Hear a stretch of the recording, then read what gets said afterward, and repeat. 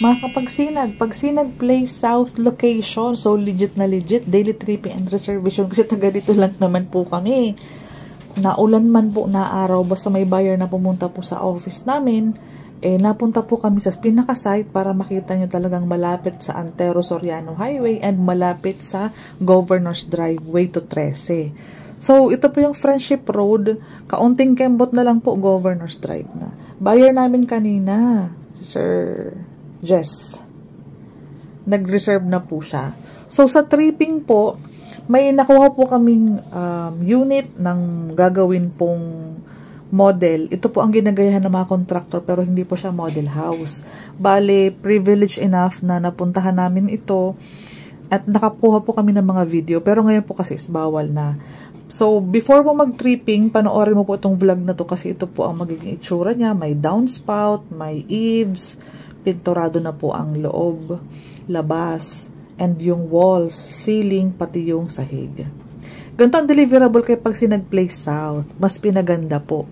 Mas presentable. Pansinin po niyo yung sahig and yung walls. So, pati ceiling. So, tipid na po. Kahit po kaunti na lang po ang pwede mong ipa-renovate. Yung harapan, cover, saka yung likod covering. Yung CR natin po, painted walls and ceiling na din. Kasama lahat ng fixtures, mga bintana upgraded na, awning window and sliding windows. Ito po, pwede mong pabasag ito para maging dining area. Pwede mo siyang ipalagay sa kusina, sa service area. Pwede maging L-shape yan dyan na countertop. Gaya nun, open na sarado nila.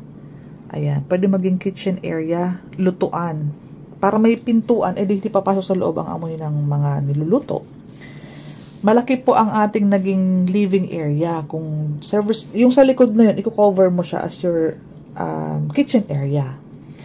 Full toilet and bath, dining area na tong side mo na to, with heat insulator na yan. No down payment, no reservation, no equity, 10,000 ang cash out for water, Meralco, and processing. No hidden charges po, 100%. 10,000 lang po ang cash out. Hindi po reservation yun. Pero kailangan mo mag-cash out with the requirements. So, sa likod ng pintuan, hagdanan pataas with metal paring, with heat insulator, and with electrical na yan dyan. So, sakto, paglipat mo early next year, unti na lang, kisame, partitions, and vinyl tiles or granite tiles, pwede. So, pwede siya ma-convert ng condo lifestyle. Condo style yung ating bahay. 36 square meters ang lot area, 36 square meters ang floor area. Malaki ang expansion kapag pinakover mo yung harapan. Hanapin natin yung mga vlog ko dyan. Lalagay ko sa description sa baba para mapanood mo yung mga ibang vlog ng renovated Pagsinag Place. South po ito ng Naik, Cavite. Along Friendship Road na. Hindi na siya looban. So, makinis ang wall, painted walls, sliding windows, smooth cement finish na yung ating flooring. So, ready na for vinyl tiles. Space sa harapan. Malaki din po ang ating mga kalsada sa community. Yung sa previous project natin, naka-jalousie. Pero kayo po, naka-sliding windows na. Babongga. Daily tripping. So, lahat ng details, lalagay ko sa description box. Pakichat ako or PM me talaga po directly para mabilis tayo magkausap. For our requirements, for locally employed, company ID, lahat ng ID po, front, back, isang bond paper, 3 perma. So, 2 government ID, wag pagsama-sama sa isang bond paper. Hiwa-hiwalay po, 1 ID, 1 bond paper, back-to-back colored, clear, 3 perma. Okay po? Tin ID, kailangan ID. Ganun din. Front, back, 3 perma, colored and clear. Latest original COEC or yung compensation or yung Certificate of Employment with Compensation. Kasama po lahat ng, kasi si Pagsinag Place South ng Naik, Cavite po is 18,000. So, make sure na kung ano ang nasa payslip, yun din po ang nasa COEC para tali pong 18,000 pataas to qualify. Ano po? 3 months payslip, mag-provide ko na ng 3 months payslip para ma-check natin yung mga i-add natin na food, de minimis, ayan. So, 18,000 po, isasama mo sa 18,000 yung rice, meal, de minimis, mga lahat po. I-check ko naman po yan, kaya kailangan mo po akong i-PM para din sa promo natin ma-discuss ko sa'yo. Pag-ibig virtual account, screenshot mo yan. Mag-open ka ng Pag-ibig virtual, kailangan na kailangan. Latest ESAV and latest MDF.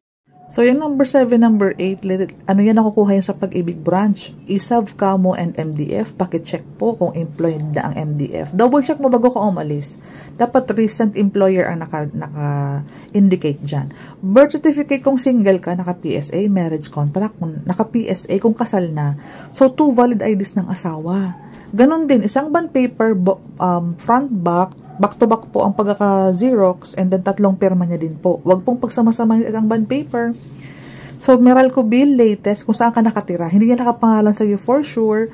So, okay lang. Mag-attach ka ng barangay clearance for housing loan purposes. Pakidala po yung Meralco bill sa barangay kasi dun po ikakopy yung pinaka-address. Okay po. Yung help seminar, i-chat mo po yung homeful.ph. Mag-sign up ka using your valid email address. Tuloy-tuloy na po yan. Yung RA, yung number 40 na sa office po yan. Ang office po namin is malapit sa Pagsinag Place. Tagalito po kami sa Pagsibol. Nasa likod po ang bahay namin and yung office namin is nasa likod lamang ng model house. So, legit po kami. Ako po Cindy Bernal Hapil, Division Manager ako ng Dream House Realty. PME po, ma-assist ka namin.